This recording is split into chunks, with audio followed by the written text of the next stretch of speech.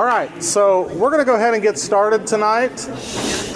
My name is Tom Warren III. I am the guy who is the editor of the newspaper, and this is Trent Rosser. He's one of our best columnists, and Noah Dawson's right here in the front row, and he's another one of our great writers. But we're really excited that y'all could join us here tonight for our forum.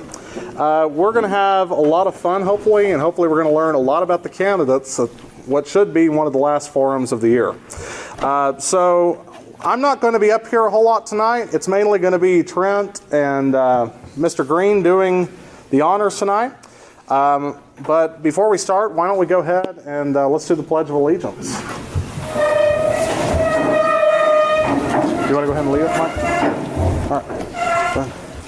I pledge allegiance to the flag of the United States of America and to the republic for which it stands, one nation, under God, indivisible, with liberty and justice for all. All right, thank you. So the only...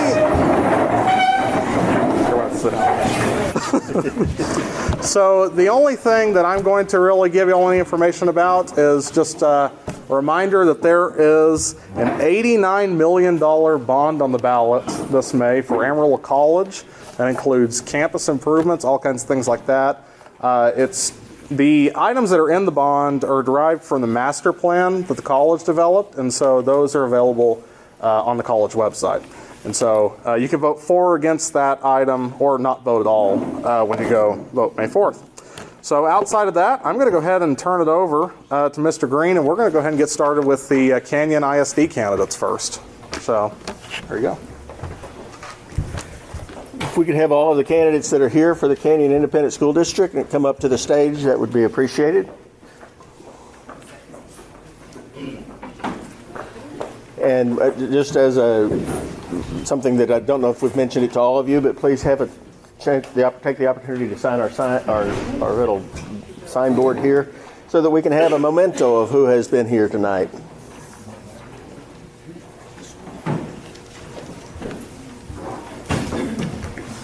Okay, is that it?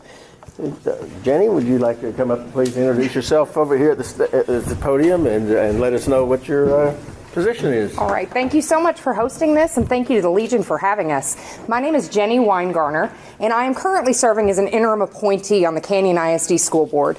I recognize that a lot of you are probably not Canyon ISD voters, but we've got a few people here, and a lot of people don't realize that Canyon ISD's boundaries actually come as far north as roughly Hillside, and our district is about 732 square miles, so we've got a large geography.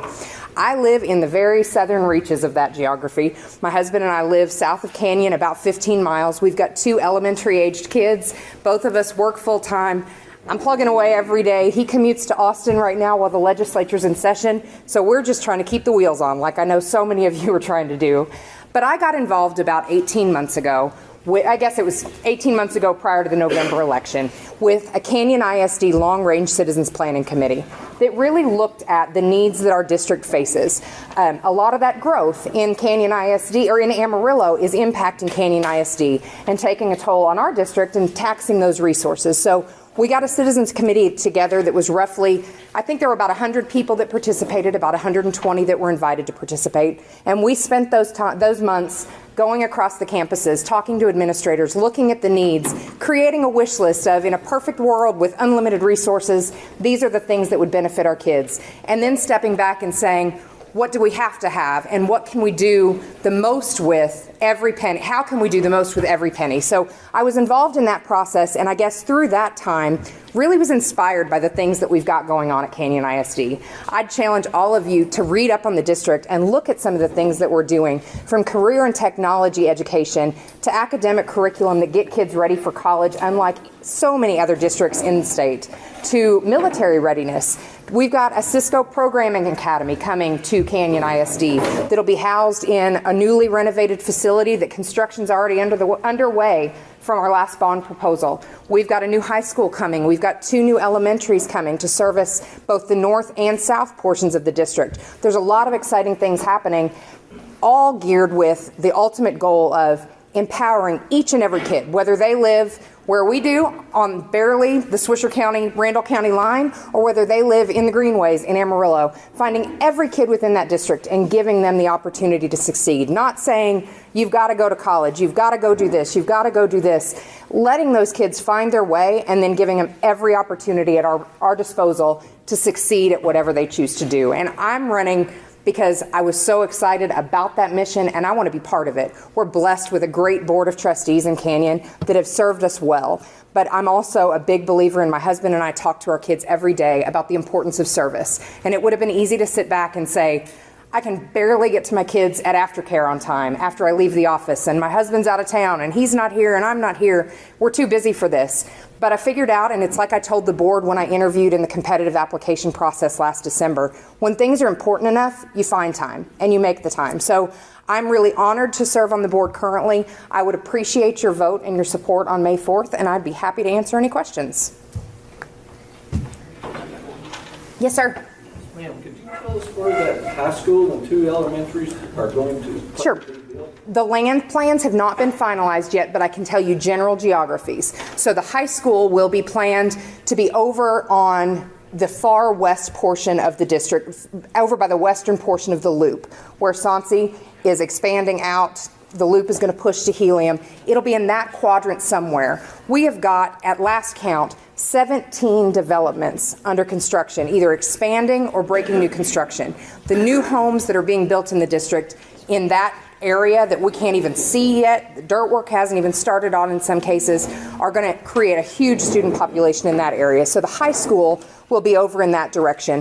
One of the new elementary schools will also be generally in that quadrant over to take pressure off of our existing elementary schools north of there, but over in that western loop. Again, land plans aren't finalized. We've got construction bids out and have got a lot of things moving in terms of looking at the development of those campuses. The land sites are still under finalization. The southern district, or the southern elementary school, will be north of Canyon proper and probably, I'm getting my directions all confused, and west of VFW or Sonsi, somewhere in that region. So geographically, probably not that far on a map from Crestview Elementary, that is a current campus, elementary school campus, one of the 2 in Canyon, but in an area where there are homes popping up at a rapid pace. So generally there'll be 1 northern elementary, 1 southern elementary, and then the high school. Another new construction or a new campus will be what is currently a portion of Randall High School that used to be known as Valley View. That is going to be converted back into a junior high. So Randall campus is going to be expanded so that we can open up that Valley View, former Valley View campus as a junior high right there in the quadrant with Randall, take some pressure off of Westover. I tell people there's a big domino effect that has to happen so that we can move kids and figure out what we can do during the summer and what we can do while kids are still on campuses and what we've got to have campuses empty for. So we're working through those processes, but generally that's where the new campuses will be. Yes, sir. Any other questions for Ms. Weingarten? Thank you very much. Thank you for having me.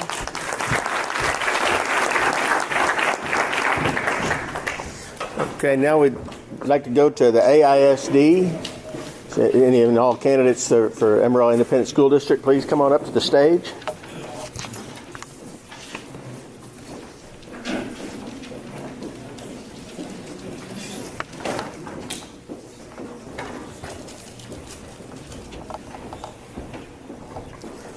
Yes, please.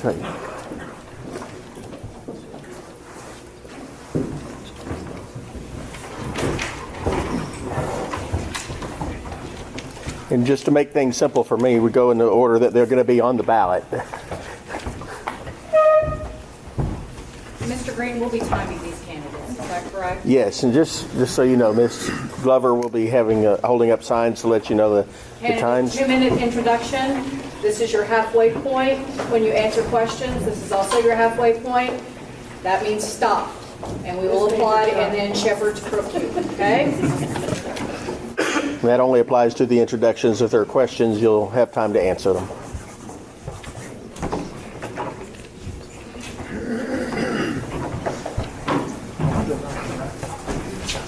All right. Okay, so first up, Ms. Kimberly Anderson. Hi, I'm Kimberly Anderson, and I'm a candidate for the Amarillo ISD Board of Trustees. I firmly believe that the first and most important consideration in any education decision-making should be what's in the best interest of our kids. And the people best poised to make those decisions are our teachers, because they're experts in instruction, and they're the people who are in the classrooms with our children every day, who learn what motivates them, learn their needs, and see the actual struggles that are going on in our schools. And for far too long, teacher voices haven't been included in the decision making. And I believe that's why we have a lot of the problems that we have in our school district, in our state, and in our nation. We need to have the experts helping make those decisions. And so I am a teacher, and I decided to run for the school board. I am a homegrown girl, grew up in Eastridge, went to Eastridge Elementary, Travis Middle School, and graduated as salutatorian of the Paladera High School class of 1999. I graduated summa cum laude from WT in 2003 with my degree in interdisciplinary studies, which is education, and became certified to teach. And I taught kindergarten and first grade at Oakdale until I had my children. And now that both of my children are back in school, I'm teaching kindergarten in an extended long-term sub-position in an Amarillo ISD school. During those years between, I have been actively involved in the PTA. It is an active verb in our house to say PTA. It's not an acronym. We PTA all the time. I'm a public education advocate. I've made trips to Austin. I'm in constant communication with my legislators, and I keep abreast of the topics, of the policies that are going on. And I just have a heart for Amarillo. It's my community. These are my kids. This is my school district. And so it would be an honor to serve on the Amarillo ISD Board of Trustees. Thank you.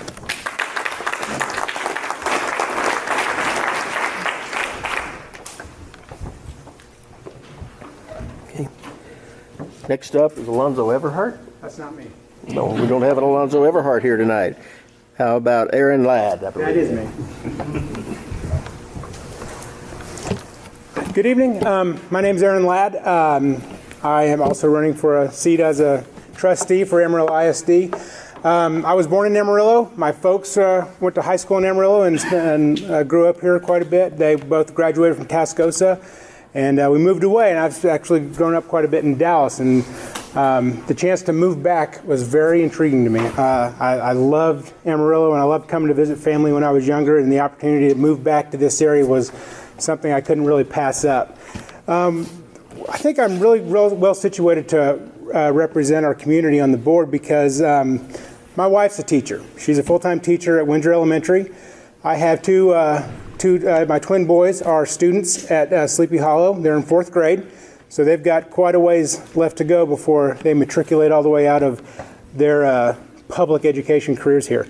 And I'm a business owner, and I think that situates me in a good position to understand the challenges that our teachers face every day, but also use my experience and qualifications as in the business world to deal with a lot of the complex issues that face us from a financial standpoint and a lot of those other decisions. The Amarillo ISD budget is over $300 million annually, and so that's a lot of money, and it's just one of those things that I feel comfortable being able to negotiate and manage and deal with on a regular basis.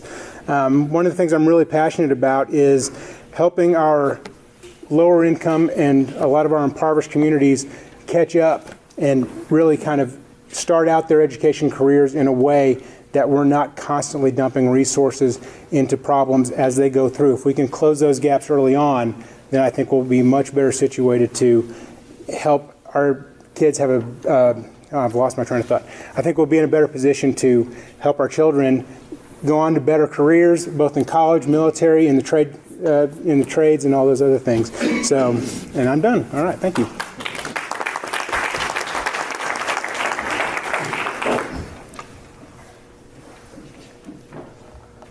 Is Herbert Brown here?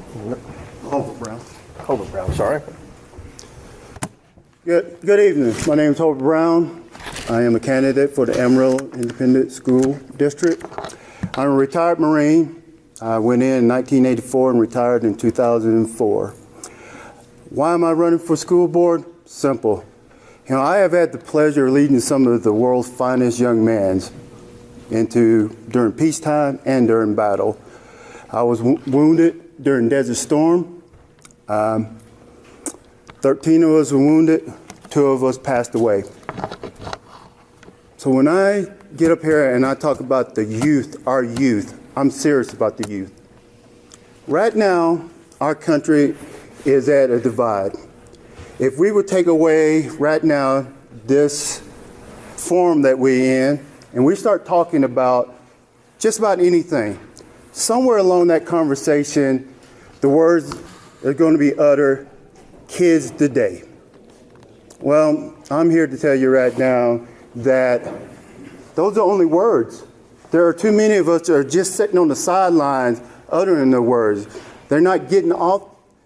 They're not getting off the bench and getting into the game. So that's what I decided. I'm 53 years old. The future is not me. The future are our youth.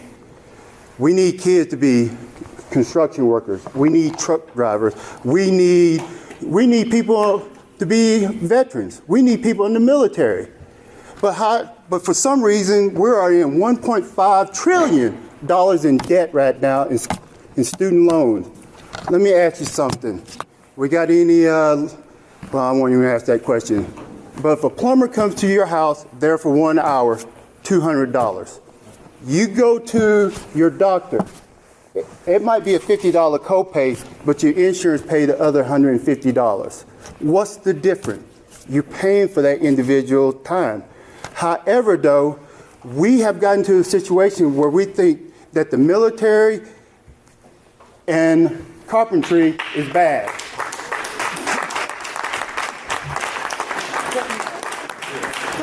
I appreciate that. Okay. Jim Austin? He's not here. Not here? No, it's not him. Dick Ford, I do believe that. I did see that you were here. I am here. My name's Dick Ford. I've seen a lot of y'all different places, so I guess you have to listen to it again. But anyway, I'll also see some fresh faces. Anyway, I grew up here. I graduated from the schools here, went to Hamlet, Avondale, Sam Houston, Tascosa. Both of my kids grew up here and graduated. I've got 2 grandsons, one of which has graduated and been off to college. The other one's still in school here. My mom was a school teacher, got deep roots here for Amarillo Independent School District. After I graduated, I went off to the Navy for a while, and Uncle Sam and I went round and round. I was in the Seabees. Got out, then went to the WT, graduated with degrees in majors in public administration and business finance. In my business, I've been in the real estate business, development, investments, construction since the early 80s. I've got a lot of experience in building stuff. I got a lot of experience in dealing with problems. I've got a lot of experience in dealing with big budgets, and right now that's what we have. We have $70 million worth of stuff we need to spend money on, and I'm good at that. But that's not the reason I'm running. The reason I'm running, the only reason we have a school district to begin with is to educate these kids, and it's just imperative that we educate these kids the best we can. And the way we got to do that is give these teachers all the tools they need. I totally agree. We need to give the teachers all the tools they need. And sometimes I'm wondering whether or not we're focused more on getting buildings built than giving teachers a tool. We got to do both, but we can't take our eye off the ball. We got to get the teachers all the tools they need. And anyway, I'd really appreciate your vote. I think I'd do a good job. Knock on wood, so far everything I've done, it's worked out pretty good. And I've been pretty good at everything I've done. And I think I'd be good at this as well. So I appreciate your vote. And we do get 3 votes. So if you vote all 3 of them for me, that gives me a better shot. Thank you now.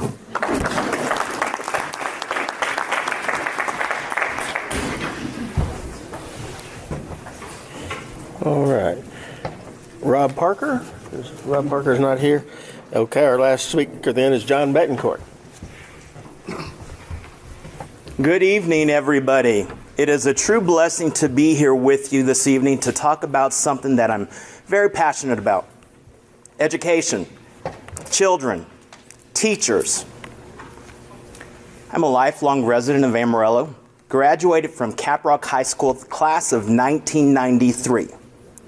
Both my parents graduated and attended Caprock as well. And You know, why am I deciding to run? When I first moved to Amarillo back from moving to Dallas and moving back, I started volunteering for the United Way of Amarillo and Canyon. And in that training, through their loan executive program, I learned that the average homeless person here in Amarillo is 9 years old. And to me, that hits home pretty hard because I've got nieces and nephews.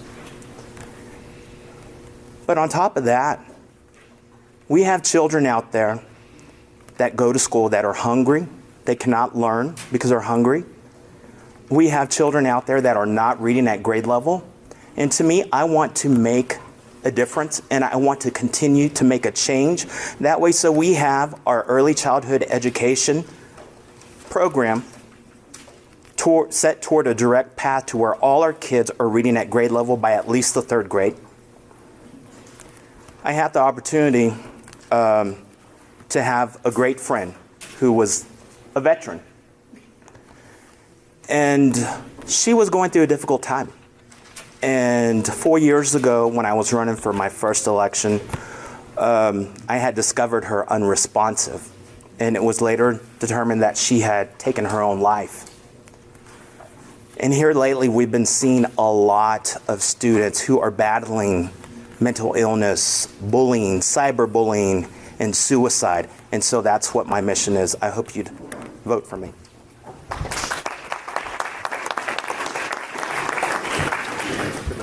Okay, we have a couple of questions for each of the candidates. One of those, first up, is what will you do in office to keep our taxes down? Anybody like to address that?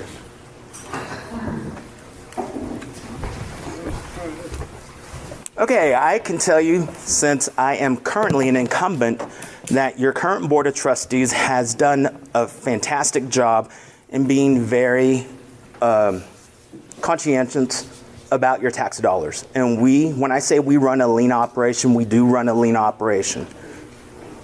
Our maintenance and operations tax rate is at $1.08, and our INS is at 0.15, making our overall tax rate $1.23.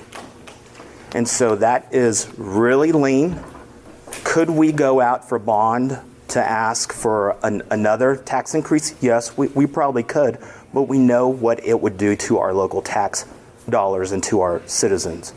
And so I am not in support of a tax increase, but it's really important that we continue the dialogue and we engage with our state legislatures because they need to adequately fund public education.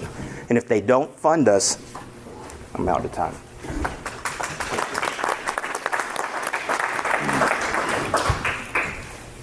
I'm going to agree with Mr. Betancourt on several things. First of all, we have below average tax rate. Our M&O is below average and our INS is below average. What's happening is high appraisal rates. It makes your tax bill look like it's increasing. But we're also at the point now where it would require an election, either a tax ratification election or a bond election for us to raise the tax rate. And I'm also going to echo what he said about get in touch with your state legislator, because the state of Texas has made a habit of saving their money on the backs of our children. Every time local tax revenues increase, the state decreases its contribution to public education. And we're not just talking about the future of our city or the future of our state when we talk about educating our youth. We're talking about the future of our country, because Texas educates 10% of the school children in our nation. 50 states, we educate 10%. Thank you.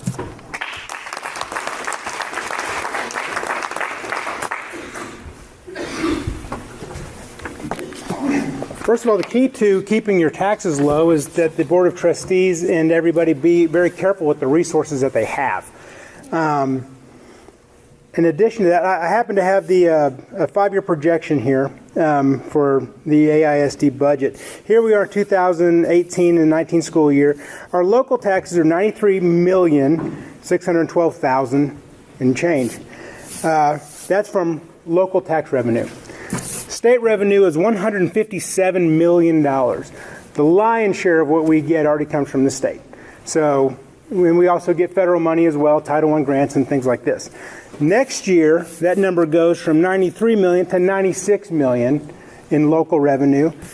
Not because of a tax increase, that's just what they're projecting on a PRAD increase. So your property taxes could increase, just because of the value of your property as assumed by PRAD. The board has nothing to do with that. Let's see, we're looking at state money, looking at $156 million, so a decrease of just about $900,000. Am I out of time? Oh man, I was going to have a lot of fun with that. Anybody else want to address? Yeah, I think so. Yeah, first of all, the taxes, the state does pay a lot of our taxes. 58% is the state, and we pay about 34% of our education for our kids. But any time, I don't care if you're General Motors or federal government, anytime you have a finite amount of money, it comes down to allocation of resources. And the way you allocate your resources is through prioritization. And so I think it's important that maybe we stay on focus on our prioritization. And I think the very first thing we have to have is kids' education. And as our kids' schools continue to grow and hopefully we will not have to have a tax increase. But we got to get these kids educated. And hopefully we can allocate the resources properly where we don't have to have a tax increase. The state is trying to, I don't know if I'm for it or against it, I got to evaluate it, raise the sales tax and decrease property taxes. If they do that, that'll significantly reduce the taxes we're paying for AISD, and then sales tax will pick up the difference.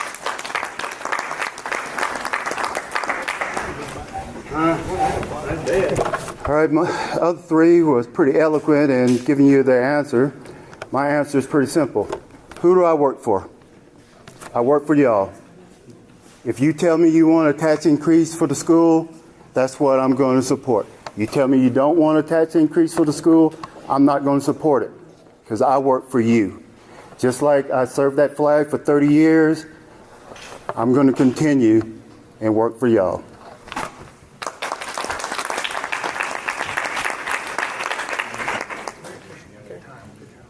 One more question for each of you, and this one's a little bit different. It says, the No Excuses program has been proven to be an absolute and total failure. How do you propose to fix that?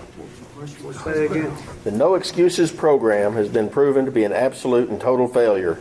How do you propose to fix that?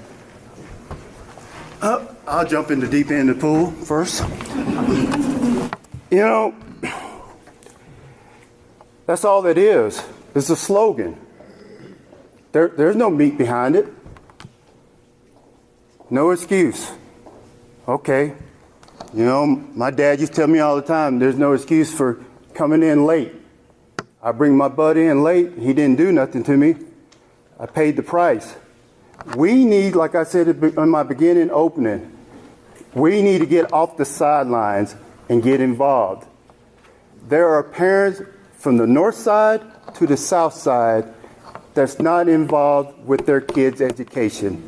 They expect the teacher to teach them. It's our job to work with them. Teachers get paid to teach. They don't get paid to hold them responsible for not doing their homework. It's our job.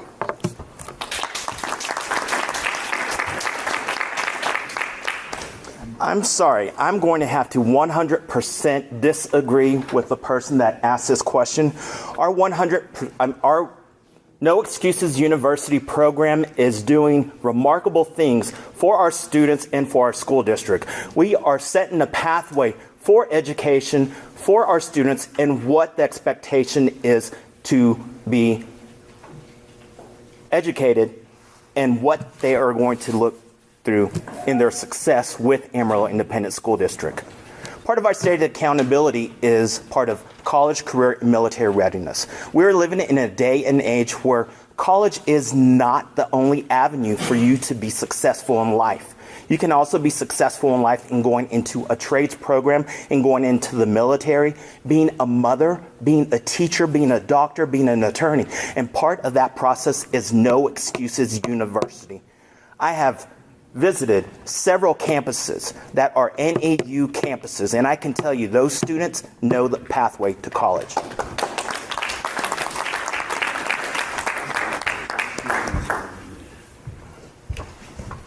You know, there are a couple of programs in Amarillo that go under No Excuses, so I'm not sure exactly which program this question is referring to. There is No Excuses University, which I haven't seen any data on the effectiveness of, but the schools that do employ it they enjoy it. They think it is working. And so there's that. There's also No Excuses, No Limits, which is an outside organization that tries to break down those barriers for our students to post-secondary success. And they're doing amazing work in our community. But as an educator, I'll tell you that programs aren't the answer. The most impactful variable in our schools are the people who work directly with our children. So we need to stop looking to gimmicks and programs and start attracting and retaining the very best people for our students.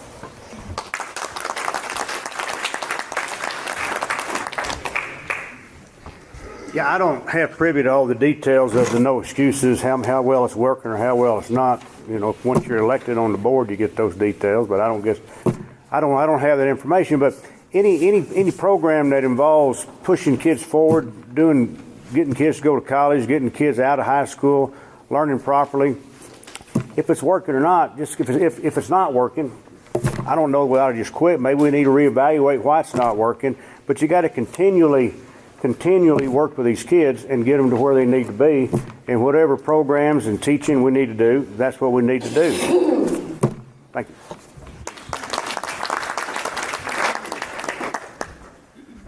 I'm kind of with Dick and not knowing exactly all the details about the program.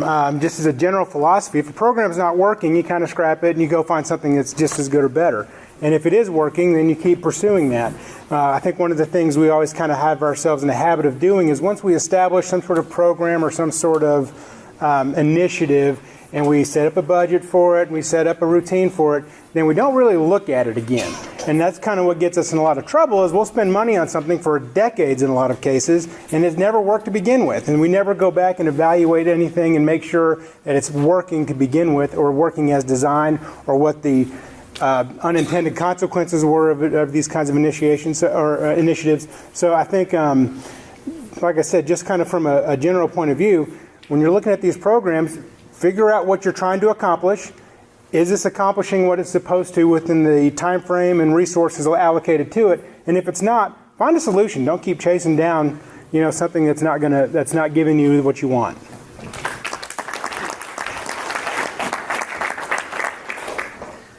I guess that's all the questions. If anybody else has one, please bring it forward. But if you do have a question, raise your hand, and Noah Dawson will be glad to take it from you. But anyway, thank you for all of the candidates. I've got one question. Oh, we do. I'm sorry.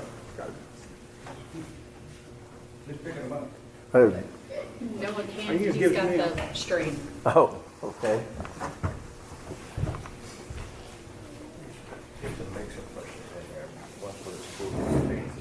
Okay.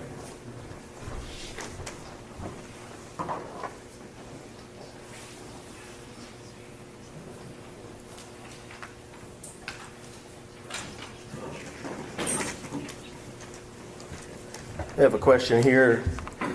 Do you support a tax-paid bilingual department, and why? Say it again. A tax-paid bilingual department. Tax-paid bilingual department. I'm not quite sure I got the question, but I think we have to provide, when we get these kids in there that cannot speak English, we have to provide the teachers the assets necessary to educate these kids. And if that's teaching bilingual classes, then that's what we need to do. That's all I got to say.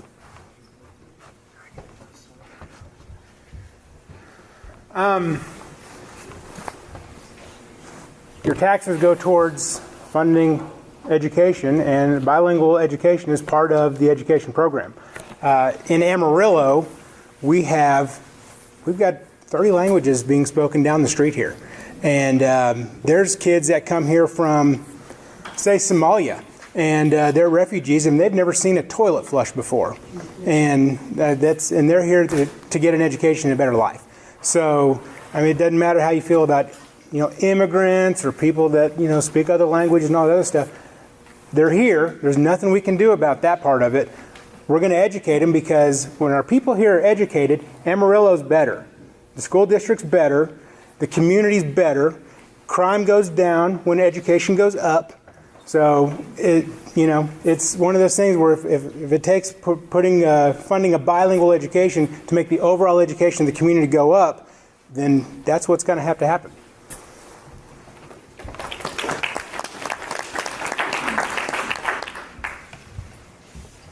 Yes, as an educator, I can tell you that there is research that supports bilingual classrooms as a best practice for English language acquisition and education.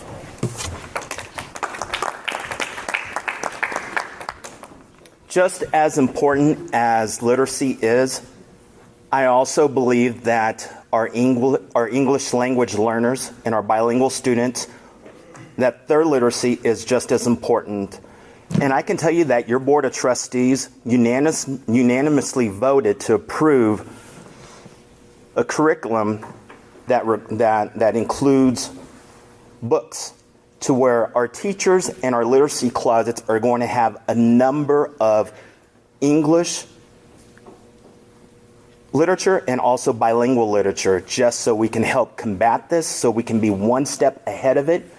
We have about, I would say, below 20 campuses that have bilingual programs in them. And so we need to do our homework, and we need to educate these kids.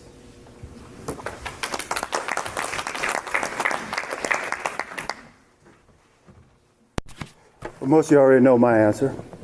I'm going to stick to what I said. It's not just something I'm just trying to throw out there. I work for you.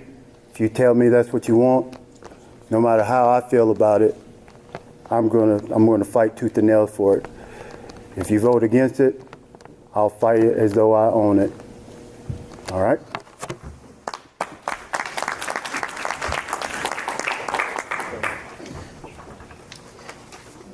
Next question, do you support a high school or junior high program for vocational shops such as electronics, welding, automotive, and such?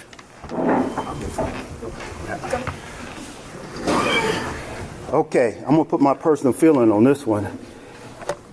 I grew up in Delhart, Texas. Golden Wolves. Full disclosure, yes, I did go to school with Doug Loomis. He was a grade ahead of me. And one of the best class I had was FFA, Mr. Tucker. I grew up on the farm, but Mr. Tucker was the one that made sure I knew how to back a truck up with a trailer on it. So, and that's one thing that I was so passionate about earlier, is that we have gotten away from construction. We have gotten away from plumbing. We have gotten away from welding. We have gotten away from the things that we need. I have a 25-year-old son that I was too busy trying to push into college. The boy don't even know how to change a flat right now. But that's nobody's fault but my own, because I was putting too much onus on the school. So yes, I do support those.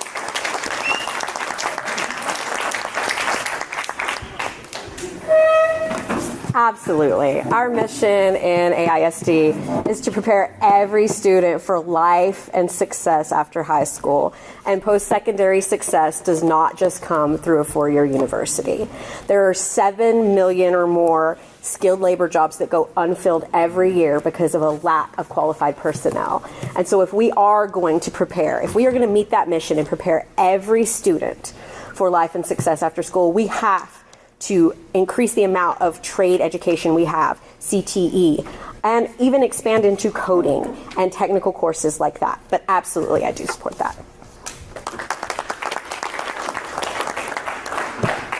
I support vocational training as well. And like Kimberly had said, our mission is to graduate every student for life and success beyond high school. And right now our district is looking at what we are going to do with what the plans are going to be for the Hastings building. And so we have had a number of conversations about what the future of that building is going to be. And one of those conversations is doing an expansion of ACAL.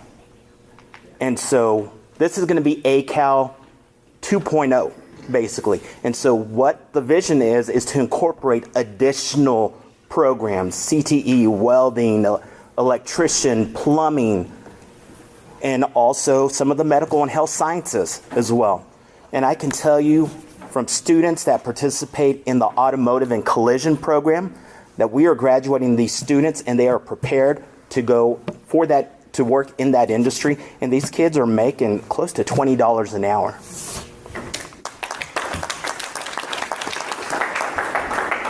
It's kind of an interesting question. No one's against it, so I don't know if it's an issue, but everybody agrees, the current school board, all the candidates, we all agree that college isn't for everybody, and we need trades out there, and there's, we had auto mechanics when I went to school years ago. I know a couple kids right now, friends of mine, their kids are in the ACAL class, and they're in the auto mechanic deal. I was a mechanic in the Navy, so they always come by my shop and work on stuff. But yeah, we need to teach these kids other things besides get ready for college.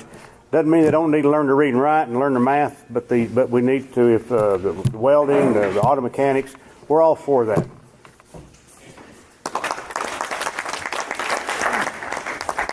So interestingly enough, I went to SMU and graduated from there, and that's education has served me well in business. But moving up here, I'm in the oil and gas business, and then about 4 years ago, I realized that I was a little light in some areas. I actually ended up taking a night class to learn how to weld, and I weld all the time at work on a regular basis. And it's I'm living proof that learning those trades and learning those different aspects it's an important part of being successful in all aspects of life. Not just college isn't for everybody. That sort of worked out obviously pretty well for me, but I had to go out and I had to learn some of those other skills just so I could not have to pay somebody else to do it, because it's just cheaper for me to do it myself. And I mean, don't get me wrong, you don't want me working on your pipeline or anything, but I can get done what I need to get done, for my line of work. And so I absolutely support looking at trades, looking at other avenues for careers beyond college.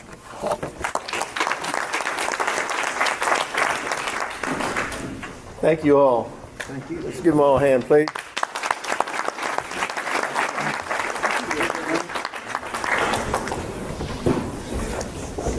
We have an unexpired term on the Amarillo Independent School Board. Did I say Robin Malone? Did she arrive? No?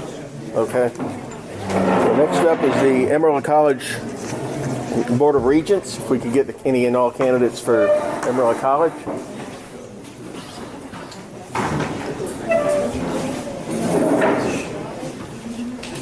Sir, would you speak up a little more, please, so we can all hear you? Sorry, we need any of the candidates for Amarillo College Board of Regents.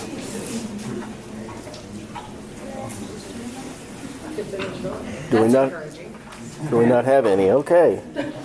Well, then that takes up my term, and I'll turn it over to Mr. Rosser.